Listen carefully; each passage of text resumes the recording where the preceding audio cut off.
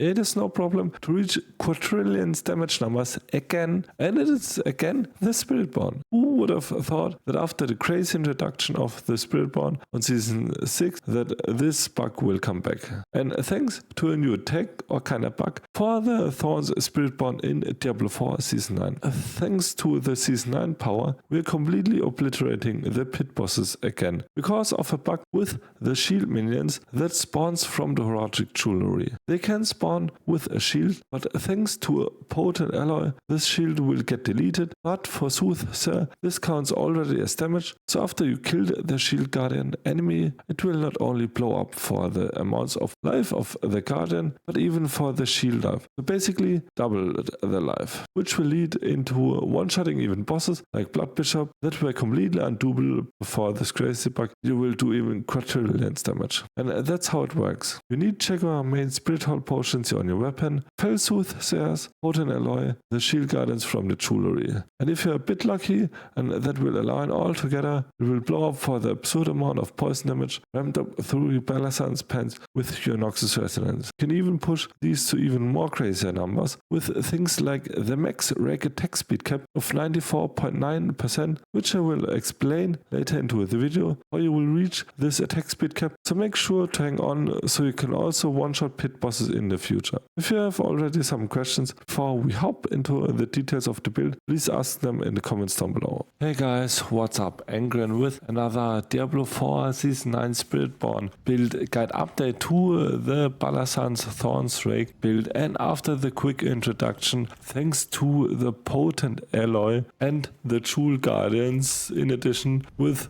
the Fell Soothsayers and the main Trigger Spirit Hall, we're gonna blow up now all of our bosses in like one shot. As you saw, I don't know, fighted him for like 7 minutes and I basically did no damage to him, and then came one big boom and I did a 4 quadrillion hit, and this can be even higher, and this is also mainly due to the health of the shield of the enemies. Now let's gonna go into the details of the build, which things change with this on your. So first of all, for the gear, which things are pretty important? Well, we try to hit a 95% attack speed cap. So this is pretty hard to get because you need high Paragon level. You also need high gear for that. So I will list you which things you need for the attack speed cap of 95.5% attack speed in the first cap. So first of all, you need a triple critted GA attack speed Fist of Fate. So try to get a 300% Fist of Fate with GA attack speed, and on top of that you need to triple crit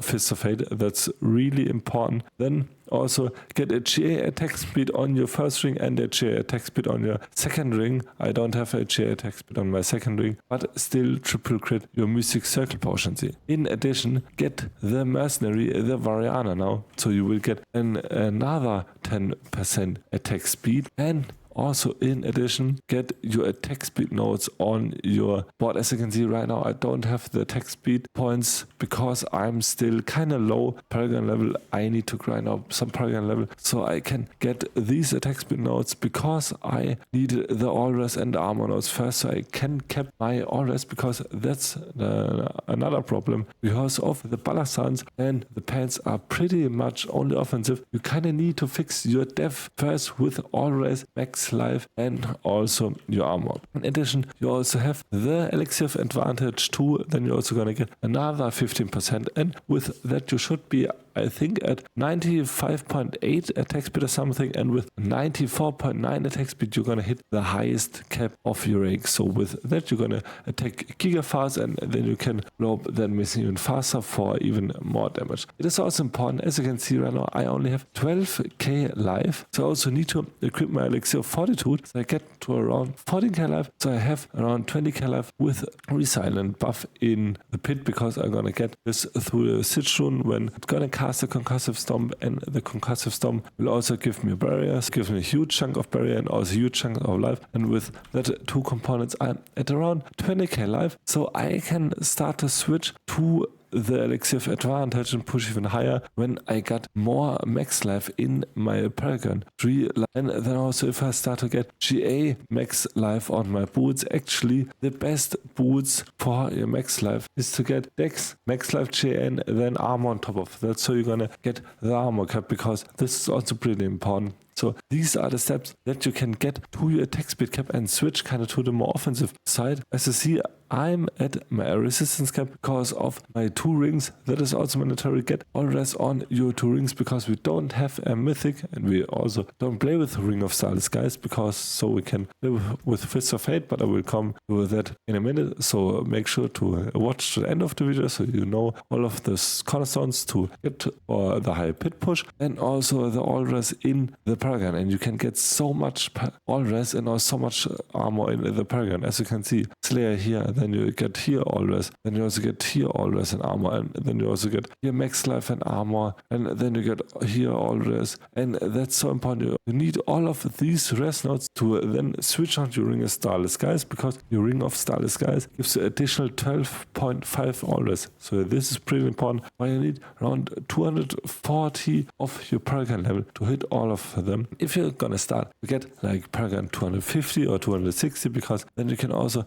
get your attack speed nodes here, and you have all of your max life nodes on here. Then you're really gonna start the even more big push. So you want to aim around 20k life, get yourself the boots with J on max life. That's also pretty important. That's the 2 big important topics, with how to maximize your damage and also how to maximize your life. We're gonna go for Shroud of False Death or Razor Blade. We're gonna go for Shroud of False Death because all of these things we kinda need the passives from Shroud of False Death to get even to this point with all of the DR. I don't know if we can squeeze in a Razor Blade maybe at 280, 290 when we are pretty high, but yeah, until then, get Shroud of False Death with J and all stats. And now to the other mythic, why we don't use Ring of Starless Guys. Well, we kinda need the aspect of the Wild Claws so we can use Fist of Fate. So in addition, we don't even need the resource reduction from the Ring of Starless Guys, because we have Loyalty's Medal and also the chance to get our prime resource, and with Rake we basically don't need any of our resource.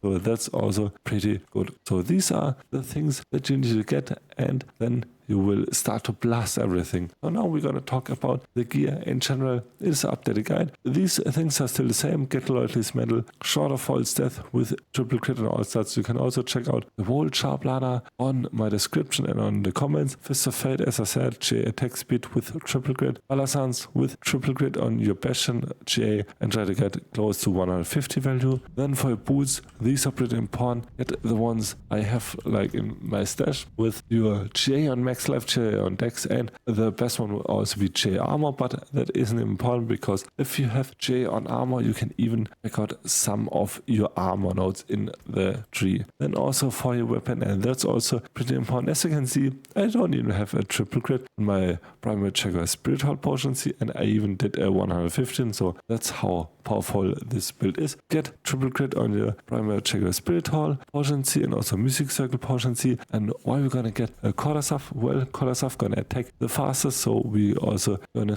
do the most damage with Dex and max life on J. And for Amulet, this is a pretty important piece too. Get your J on Dex. This is your most important part, so always get J on Dex. It's also more important than Potent. After that, get Potent. You can even reroll this. I need like 600 million. Also get a third passive. Nourishment is fine. The best one would be Apex or Unrestrained Power, but also Nourishment is fine. And for 2 rings, pretty important, get always on them. So you're gonna fix your always also J on attack speed. That's pretty important. So these are fixed. On one of your ring, get max life. On the other ring, get Dex and triple crit your Music Circle Potency. And for the aspects, pretty simple. Get your aspect of Plains Power on your weapon. You can see the aspect on your amulet, your Fellsoothsayer on your ring, your Wild Claws on your other ring. So for your Runewords, that's also pretty set in stone. Ahu Quacks, and also Tam Sitch. So with Sitch, we're gonna cast Concussive Storm and we're gonna enable all this cool technique. And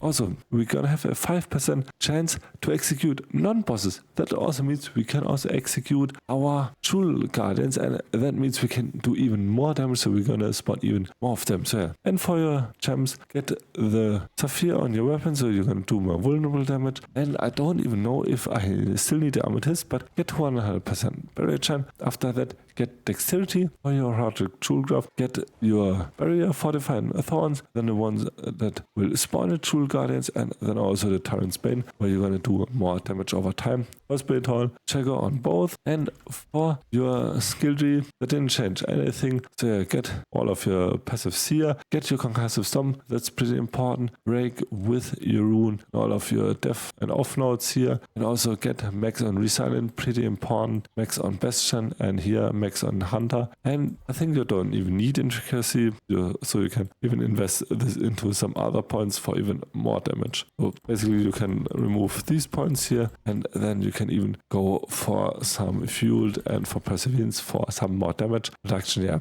just show in the charm liner down below. And for the Paragon board, also stay the same. Tenny for the second board, Spiny Skin is also Hubris for the third board, Convergence, Spirit for the second and last board, Wildfire. Vicious Shield Dry also get a max on Wildfire, we'll also come to that in a minute. And Ritual is also your Zapping, and as I said for the nodes, pretty important. Max out your res, your max life, your armor first. These are the three most important topics, and then start to invest into your damage. And for your horadric spellcraft, get a Corrosive Vapor. As you can see, I have a high value of my fire damage. So right now I have 122 fire damage. That also means the same one as our poison damage that comes from our wildfire glyph. And also for the other ones, get Bottle Wind, Fractured Core, and the Portal Alloy. That's pretty important with the Disintegrate. And for mercenaries, pretty important, Cleave, Hysteria, Whirlwind, and also Taste of Flesh. Thanks to Taste of Flesh, we have so much life leech in addition. And for reinforcement, take right here with counterattack, so we have a pretty nice death. And the rotation for the boss, pretty